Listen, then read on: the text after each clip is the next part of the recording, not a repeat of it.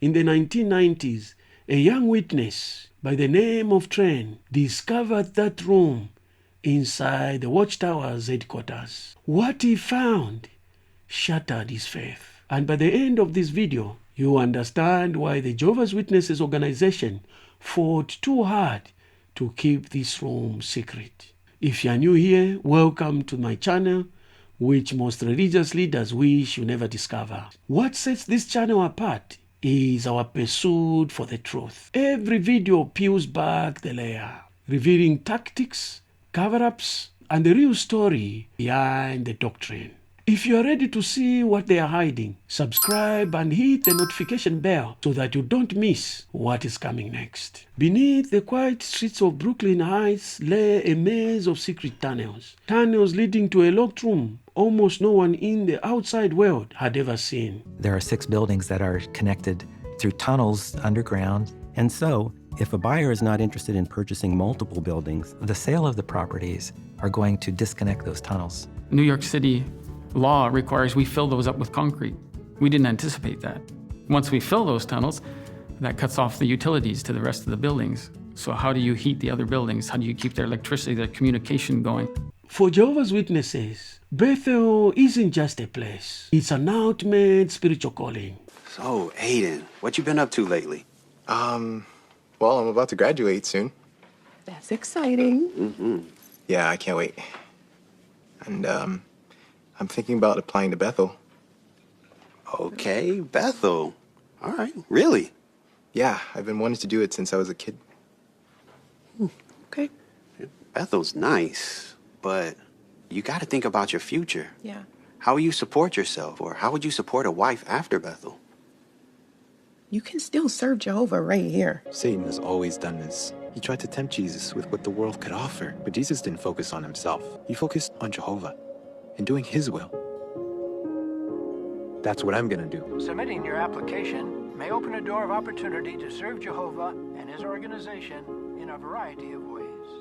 When Howie arrived at the age 18, he felt chosen, one among the few, to go to the Vatican of the Jehovah's Witnesses itself. Bethel was a city within a city, every hallway echoing with purpose, every faith believing they were building paradise on earth. Howie said, "I thought I was working in God's house." I wanted to be a pioneer because pioneers were the spiritual people in the congregation. They were the ones that were devoting themselves to the preaching work. And the preaching work was what Jehovah God wanted you to do.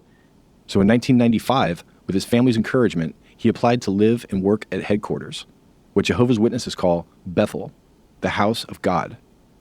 If he got accepted, he would devote all of his time and labor to Jehovah, maybe for the rest of his life. And I remember being so happy when I got my letter. And we warmly welcome you to the regular pioneer ranks. I made it. I was in the ranks. There was no greater honor for a Jehovah's Witness. Howie was just 19 when he said goodbye to his mother and left for New York City. Everything felt sacred, purposeful. Bethel ran like a well-oiled machine. Thousands of volunteers keep it moving. Cleaning, cooking, printing millions of magazines. All had signed a vow of poverty. In exchange, they received a room, board, and they believed that they were serving God's purpose. But you believe in the work. I believed that the work we were doing was important, that it was life-saving. And Armageddon, the end of the world, the tribulation is imminent. It's going to happen any moment now. And the only people to survive are going to be Jehovah's Witnesses, period. Nobody else. The assignment that changed everything. After a year and a half, Howie was chosen for a rare assignment, an honor, assisting the governing body, the men regarded as God's voice, the channel through whom God speaks to people on earth. He delivered their mail, wheeled them through Brooklyn. Howie had been at Bethel for a year and a half, working menial jobs. That's when the governing body approached him to ask for his help. Most of the leaders there were in their 80s or 90s and needed help with basic things like walking and reading their mail. For Howie, it was an enormous, almost unbelievable honor. He slips into character as he tells me about handing out Bible literature with one of the men, Carl Klein. And he said to me, "I can walk, but people, if you're in a wheelchair, They listen. But nothing prepared him for what was coming next. These weren't just men, they were God's chosen messengers. The forbidden room. One afternoon, Howie was handed a letter questioning every teaching he would have devoted his life to. Expecting to be told to destroy it, he was instead led to a tunnel through a locked door into a secret library. What was in this secret library? Howie must have wondered. Jehovah's Witnesses believe that the governing body are anointed, that they're God's channel to followers on earth. And Howie knew these guys as people. Like Carl Klein, the governing body member in the wheelchair, Howie was with him the day his faith began to unravel.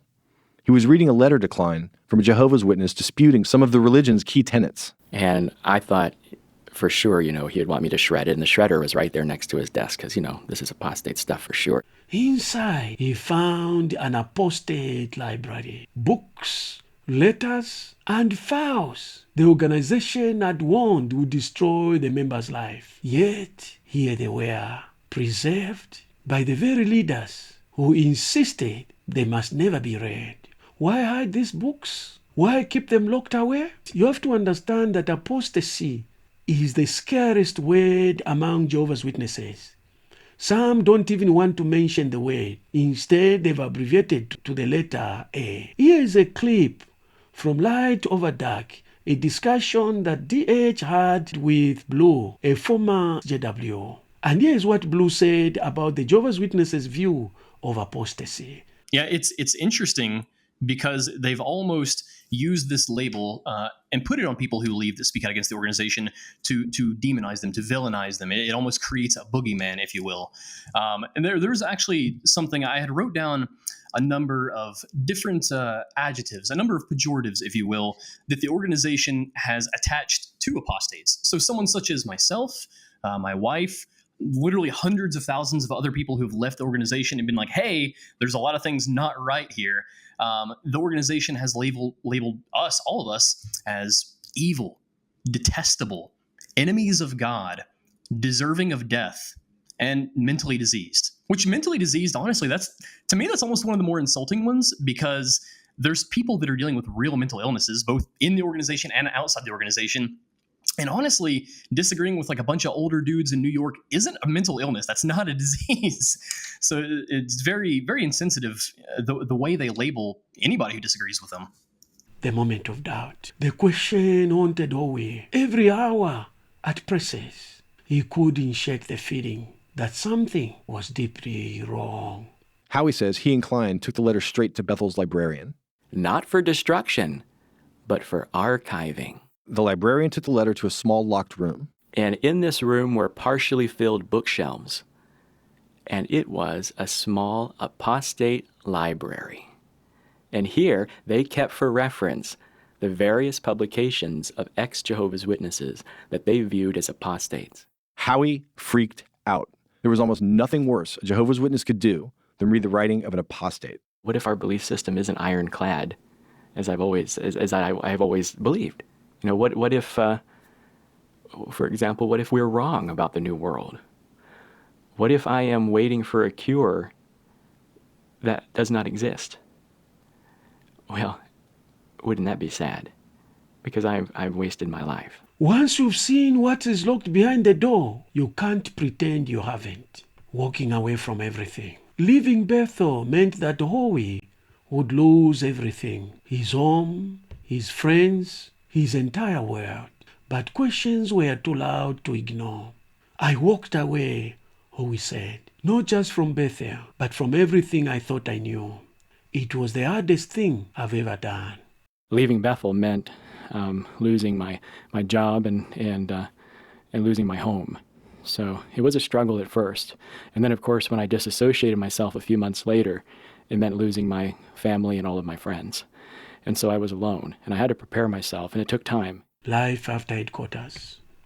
Today, Howie lives quietly outside the faith. He shares his story, not as an attack, but to show how information can be controlled when questioning is discouraged. Now, remember that I am not here to attack the Jehovah's Witnesses members. Most of the Jehovah's Witnesses genuinely believe that they are serving Jehovah. They also believe that the governing body as servants of God appointed by Jesus himself in 1919 to provide spiritual food at the right time.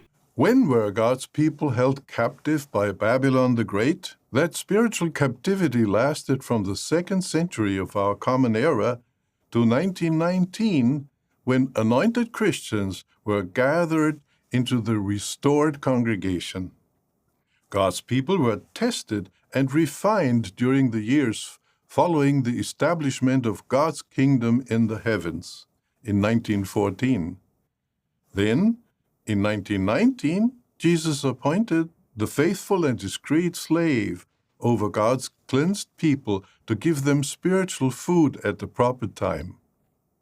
This was the year that God's people started to return to their God-given spiritual estate. It was also the time when they were released from symbolic captivity to Babylon the Great. My contention is with the leaders and those who help them, who know the truth and are hiding it away. If you are watching this and you have questions, know that you are not alone. This video is based on the publicly available investigative audio story about the former Jehovah's Witnesses volunteer, Howie Tran, who lived and worked at the Watchtower's Brooklyn headquarters known as Bethel. His account, first reported in review episode from the Center for Investigation Reporting. What would you do if you found your faith secrets locked away? Drop your thoughts in the comments. If you know someone questioning their beliefs, share this video with them. You might be the key to that locked door. Thank you for watching to the end of this video. Many people don't even pass 2 minutes. I appreciate your viewership. Kindly do me a favor if you've already not done it. Like, subscribe, and smash the notice bell so that the message in this video will reach more people. With all the changes that are taking place in the Watchtower Society, have you ever wondered how the organization will look by 2030? I have 3 videos that answer that question. And to watch them, click on this playlist.